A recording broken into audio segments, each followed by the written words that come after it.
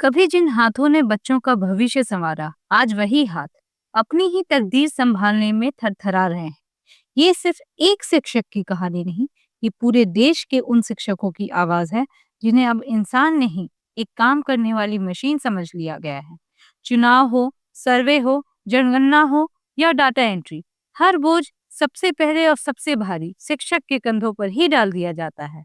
और यही बोझ, यही तनाव उत्तर प्रदेश के मुरादाबाद के बीएलओ सर्वेश कुमार की जिंदगी भी ले गया।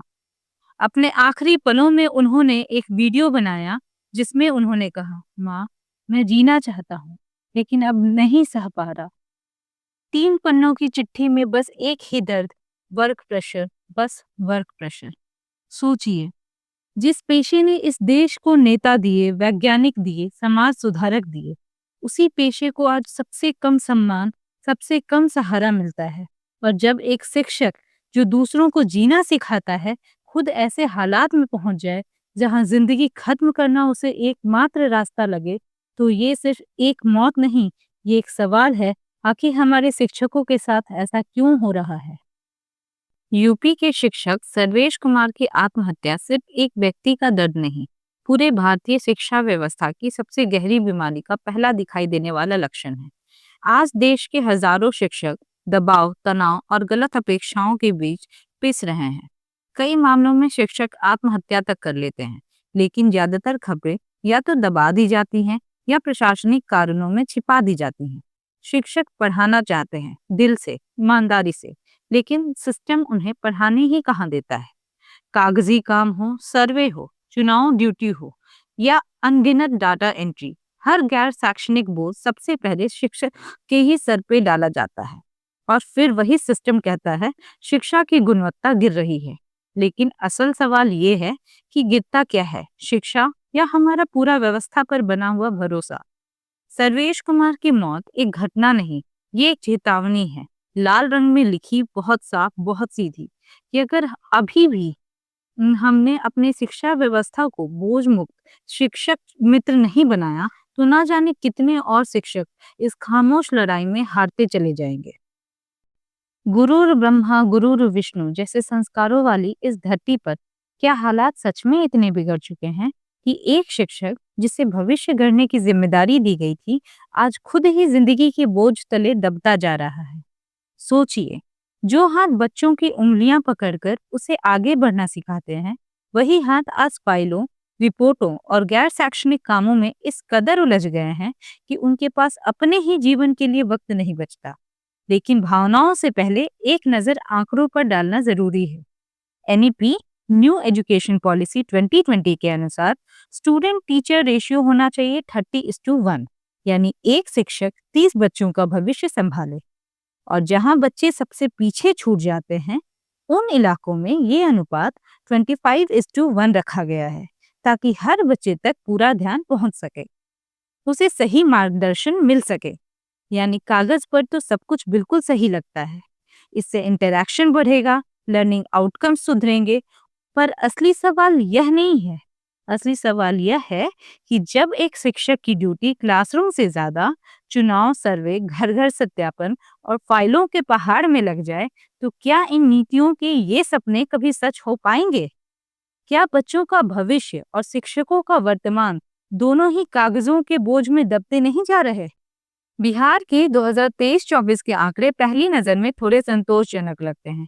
कक्षा 6 से 8 में शिक्षक छात्र अनुपात 19:1, कक्षा 9 और 10 में 30:1 और कक्षा 11वीं और 12वीं में 31:1 है। अगर वैश्विक स्तर पर तुलना करें तो यह अनुपात बहुत बुरा भी नहीं दिखता। यहाँ तक कि हमारे देश में लगभग 1 लाख सिंगल टीचर स्कूल है, जहाँ एक अकेला शिक्षक 33 लाख से भी अधिक बच्चों को शिक्षा का भार संभाल रहा है। फिर भी कागजों पर सब कुछ सामान्य दिखता है। तो फिर असली समस्या है कहाँ? समस्या अनुपात में नहीं, समस्या उस बोझ में है जो शिक्षक को शिक्षक नहीं रहने देता।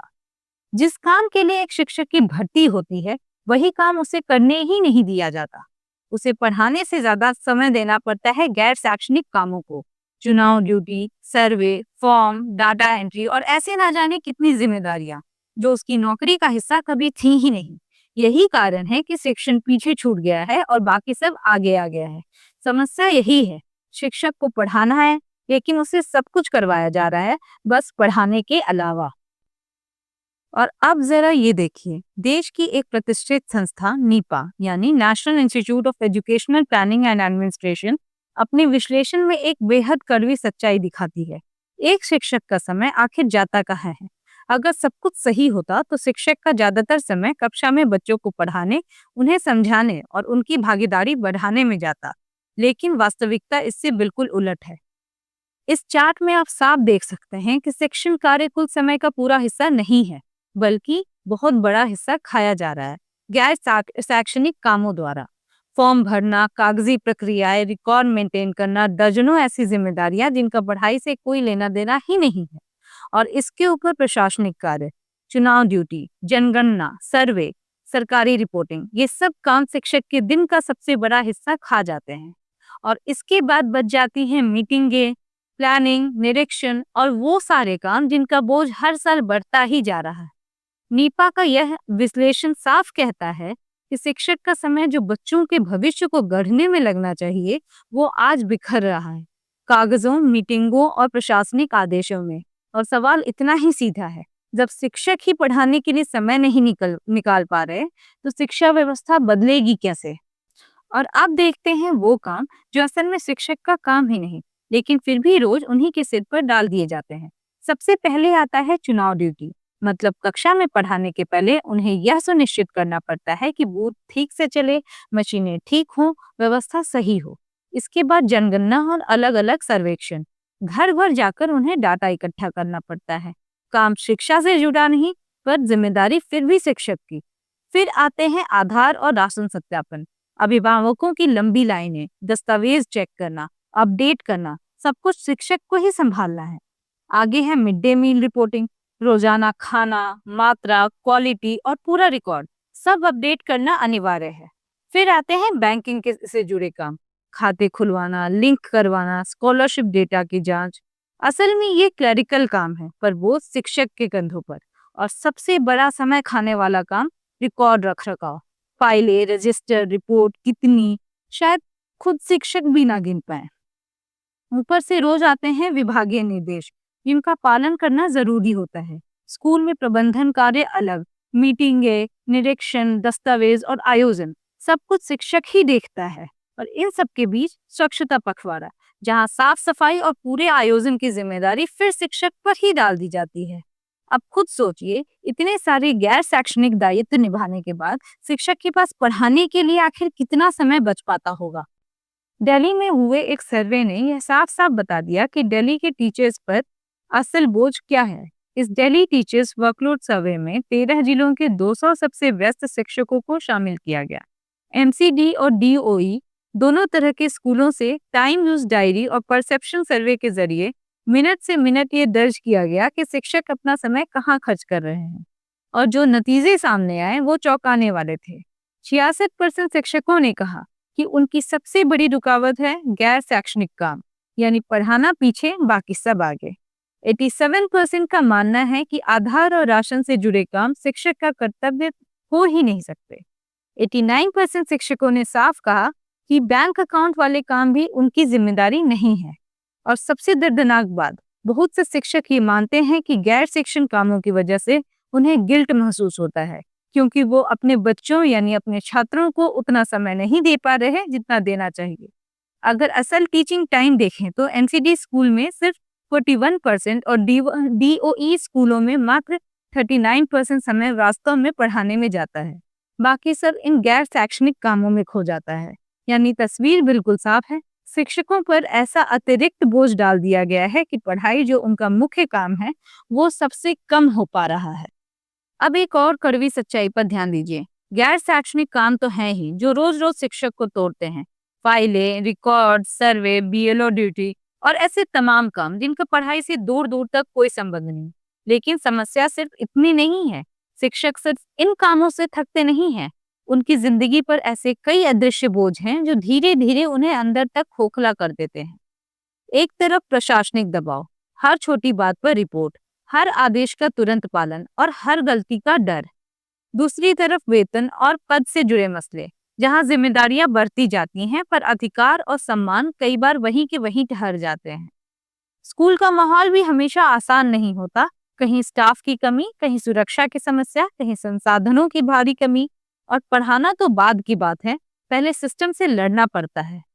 और जो सबसे ज्यादा चोट पहुंचाता है वो है भावनात्मक थकान। कई शिक्षक मानते हैं कि शैक्षणिक बोझ की वजह से वे अपने बच्चों, अपने छात्रों को वह समय और ध्यान नहीं दे पा रहे हैं जिसके लिए उन्होंने यह पेशा चुना था।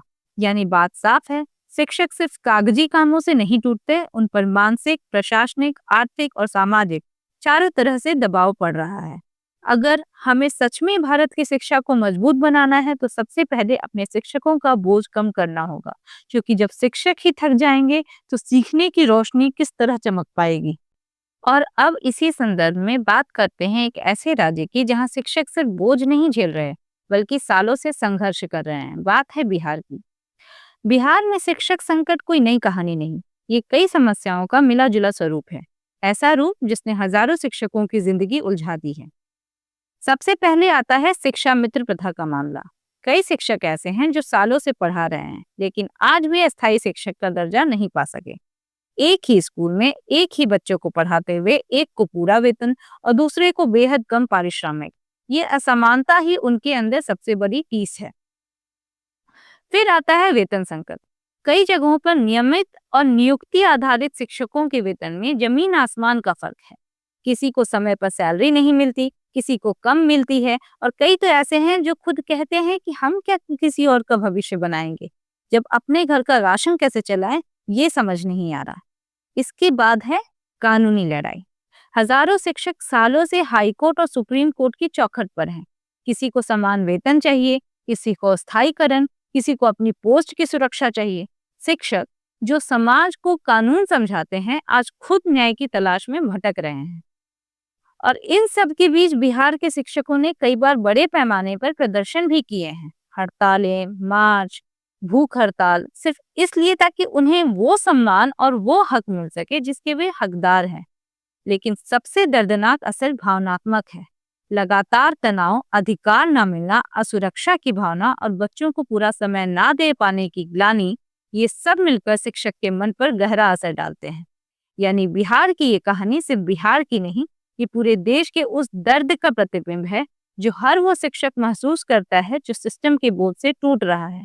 अगर हमें भारत की शिक्षा व्यवस्था सच में सुधारनी है तो पहले अपने शिक्षकों को सम्मान, स्थिरता और सुरक्षा देनी होगी, क्योंकि जब शिक्षक ही असुरक्षित हों तो शिक्षा कैसे सुरक्षित रहेगी। और अब आते हैं उस हिस्से पर जिसके बारे में बहुत कम बातें होती हैं, शिक्षक का मानसिक स्वास्थ्य। ये वो छिपा हुआ संकट है जो दिखाई नहीं देता लेकिन धीरे धीरे एक शिक्षक को भीतर से तोड़ देता है। निरंतर कागजी बोझ, डेडलाइंस, प्रशासनिक दबाव और पढ़ाने का समय ना मिल पाने की ग्लानि, इन सब का सीधा असर पड़ता है शिक्षक के दिमाग और मन पर। जब दिमाग लगातार तनाव में डूबा रहे तो उसके साथ आता है अवसाद, चिंता, ओवर थिंकिंग और एक गहरी भावनात्मक थकावट जो किसी को भी अंदर से खोखला कर दे। लेकिन असर यहीं तक नहीं रुकता। ये मानसिक बोझ धीरे धीरे शारीरिक बीमारी का रूप ले लेता है। उच्च रक्तचाप, अनिद्रा, दिल की समस्याएं, थकान, कमजोरी और सबसे खतरनाक बर्नआउट। वो अवस्था जहां इंसान चल तो रहा होता है पर जी नहीं पा रहा होता। और फिर आता है इस संकट का सबसे दर्दनाक पहलू, बढ़ते आत्महत्या के मामले।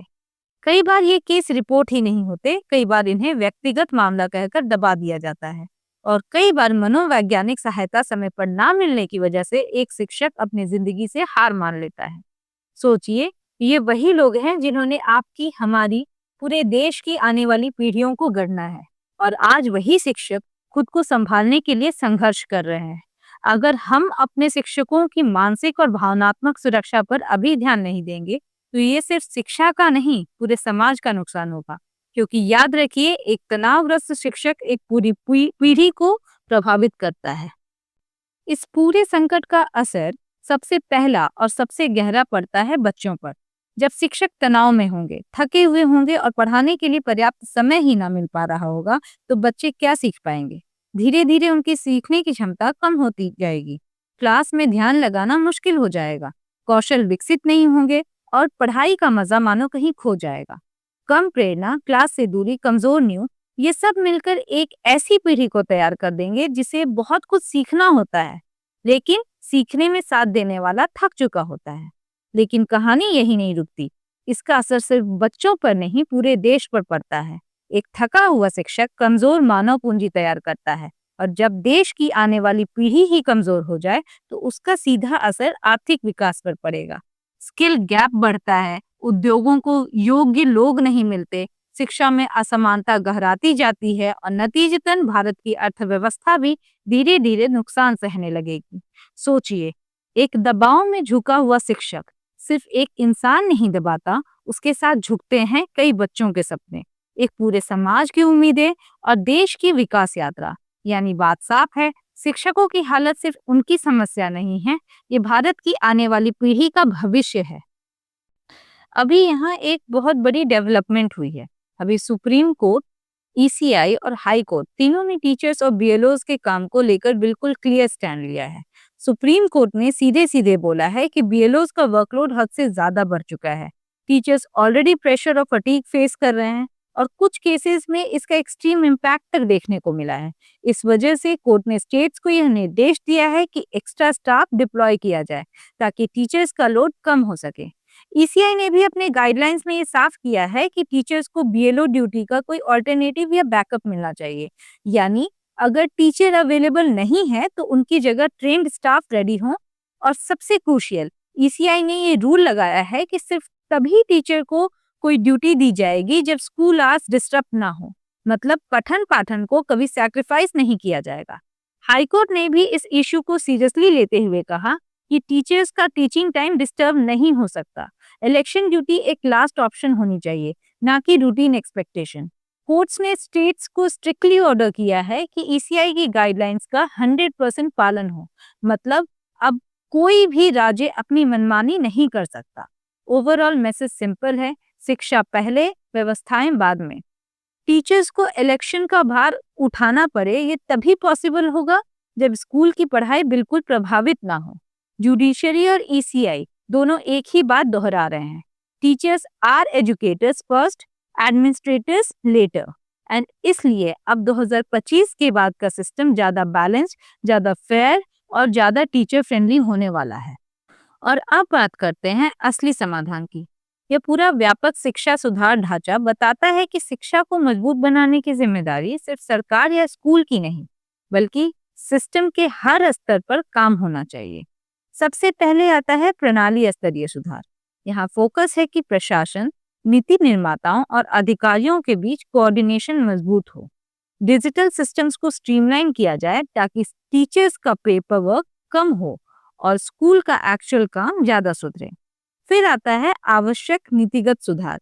पॉलिसीज तभी इफेक्टिव होंगी जब ग्राउंड रियलिटी को समझकर बनाई जाए। इसका मतलब है कि टीचर का हैवी ड्यूटीज कम करना, उनके अधिकारों को प्रोटेक्ट करना और ऐसी पॉलिसीज लाना जिससे क्लासरूम टीचिंग अनइंटरप्टेड चले। स्कूल स्तरीय सुधार भी उतना ही जरूरी है। स्कूल्स में लीडरशिप मजबूत हो, ट्रेनिंग बेहतर हो और लर्निंग एनवायरनमेंट ऐसा बने जहां टीचर्स को भी सपोर्ट मिले और स्टूडेंट्स को भी क्वालिटी एजुकेशन। और सबसे इम्पोर्टेंट, समाज की जिम्मेदारी, क्योंकि टीचर्स सिर्फ एक कर्मचारी नहीं, एक नेशन बिल्डर है। इनका सम्मान होना चाहिए, इनके समय की कद्र हो और इनको वो डिग्निटी मिले जिसके ये हकदार हैं। यानी अगर हम सच में एजुकेशन सिस्टम को अपलिफ्ट करना चाहते हैं तो रिफॉर्म सिर्फ कागजों में नहीं, हर स्तर पर सिस्टम, स्कूल, पॉलिसी और सोसाइटी चारों को मिलकर चलना होगा, तभी असली बदलाव दिखेगा। दोस्तों, टीचर्स की ये स्थिति सिर्फ एक इशू नहीं, हमारे पूरे एजुकेशन सिस्टम की रियलिटी है।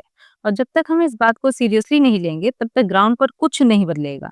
इसलिए जरूरी था कि आप तक ये बात पहुंचे, सीधी, सिंपल और रियल। अगर आपको मेरा यह प्रयास यूजफुल लगा हो, समझ आया हो, या आप चाहते हैं कि ऐसे इन्फॉर्मेटिव वीडियोस आपको रेगुलर मिलती रहें, तो वीडियो को लाइक करें, शेयर करें और चैनल को सब्सक्राइब कर लें। आपका सपोर्ट ही मुझे ऐसे और मीनिंगफुल कंटेंट बनाने के लिए मोटिवेट करेगा। Thank you.